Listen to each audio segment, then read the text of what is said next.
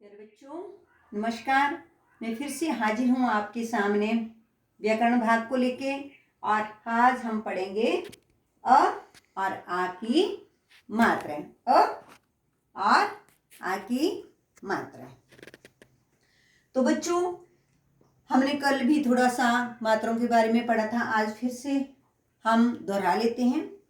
अ जो है इसकी कोई मात्रा नहीं होती है, लेकिन ये सभी व्यंजनों में सम्मिलित होता है। अगर ये अ किसी व्यंजन में सम्मिलित नहीं होता है तो उसको आधा माना जाता है। जैसे ये है क, तो अगर इसमें अ नहीं होगा तो इसको इस तरह से हलंत किया जाता है।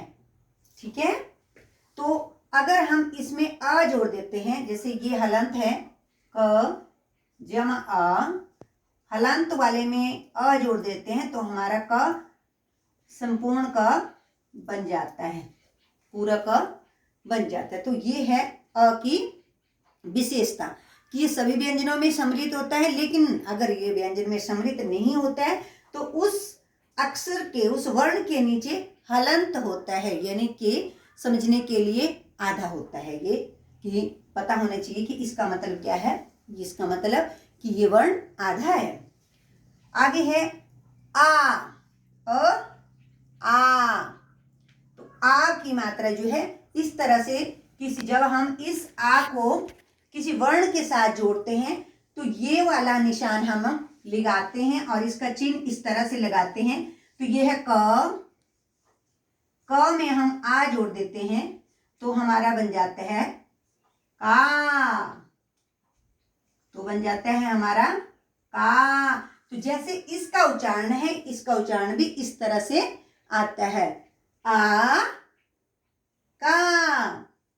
आगे है इ, और इसकी मात्रा जो है इस तरह से, जब किसी हम वर्ण में इसको लगाते हैं, किसी अक्षर में लगाते हैं तो उस अक्षर से पहले इसको लगाया जाता है, लेकिन पढ़ा बाद में जाता है।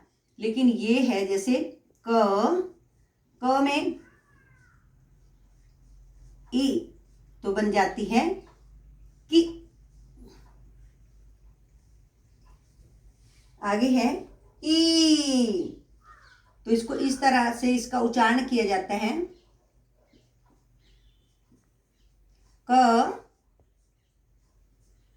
ई। लंबी आवाज देते हैं इसको और इसको छोटी आवाज देते हैं की। और ये है उ, और इसको इस तरह लिखा जाता है क उ कू। और ये है क ऊ। लंबा उच्चारण, इसको थोड़ा उच्चारण देते हैं, इसको छोटी आवाज देते हैं और इसको लंबी आवाज। क ऊ कू। अरे, जब किसी वर्ण के साथ इसको लगा दिया जाता है, पढ़ा जाता है साथ में, तो इसका उच्चारण बनता है क री। क री, इकट्ठा पढ़ेंगे इसको। आगे है क ए, तो इसको पढ़ते हैं के। तो इसकी मात्रा, ये वाली मात्रा ऊपर लगाते हैं। आगे है क ए, तो इसकी मात्राएं दो बन जाती हैं, के। आगे है क ओ को। क आ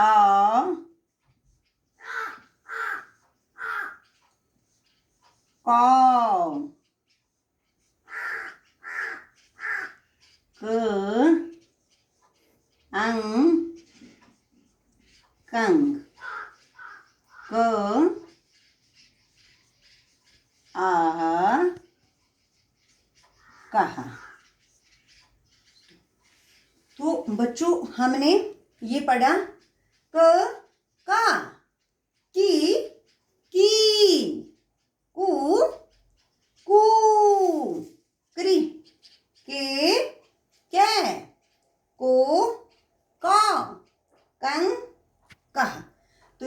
हमने ये पढ़ा। अब हम पढ़ेंगे आ की मात्रा। बच्चों अब हम पढ़ेंगे आ की मात्रा। तो हम इकट्ठे पढ़ेंगे। आ बोले मेरे साथ फिर से। आ। अब देखिए इसको हल्का सा मुंह खोल रहे हैं और इसको बड़ा मुंह खोल रहे हैं। फिर से बोलेंगे आ। इसको पूरा मुंह खोलना है।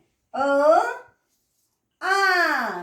तो वैसे चलते हैं। फिर मैंने ये आपको पहले बता दिया कि ये सभी वर्णों में, सभी व्यंजनों में ये सम्मिलित है, इसलिए इसकी कोई मात्रा नहीं होती। जैसे ये है क, का, इसकी ये मात्रा है, यहां पे लिख लेते हैं। जब हम किसी वर्ण के साथ इसको जोड़ते हैं तो हम इसको इसके साथ, इसी चिन्ह के साथ इसको समझते हैं, इसी चिन्ह के साथ इसको मानते हैं कि ये जो चिन्ह है, ये जो एक का के साथ नीचे डंडा लगा, इसका मतलब कि ये आ की मात्रा है। फिर से देखेंगे इसको। ख,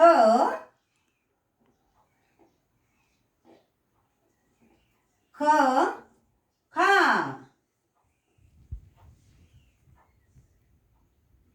ग, गा, गा, पूरा मुंह खोलेंगे। घ, घा, च, चा, छ,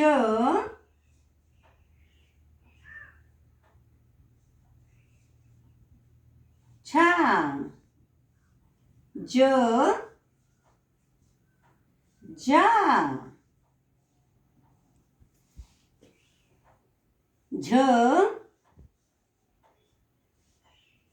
झा। आ की आवाज पीछे से आ रही है, इसलिए झा। च, ट, टा। कैसे पढ़ना है? आ, उसी तरह ट, टा, ठ, ठा, आ। इस तरह ध्यान लगाना है। और इसी तरह ही आपने बच्चों हमने इसको पढ़ा आ। अब हम इनकी आवाजों की तरह हम शब्द लिखेंगे। तो ये है हमारे पास क और ये है ल। इनमें दोनों में ही असम्मिलित है। क आ रहा है पीछे, ल आ रहा है। और यहाँ पर अब हम बनाएंगे आ। इसको आ की मात्रा लगा क, आ, क, का।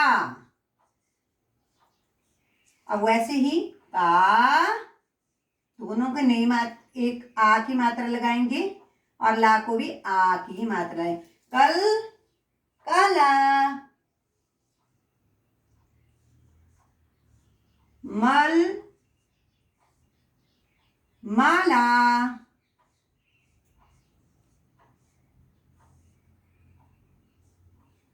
तल, तल, ताला, जल,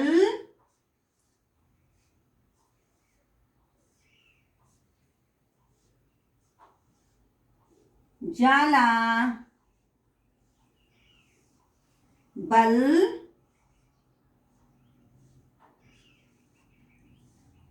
बाला, भा, ला, बा, ला, नल,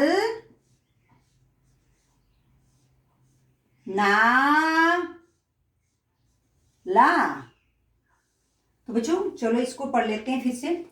क, का, कल, काला। इसको ज्यादा देर के लिए आवाज ज्यादा, इसको ज्यादा उच्चारण करना लंबी आवाज के। मल, माला, तल, ता, ला, ताला, जल जाला, बल बाला, नल नाला,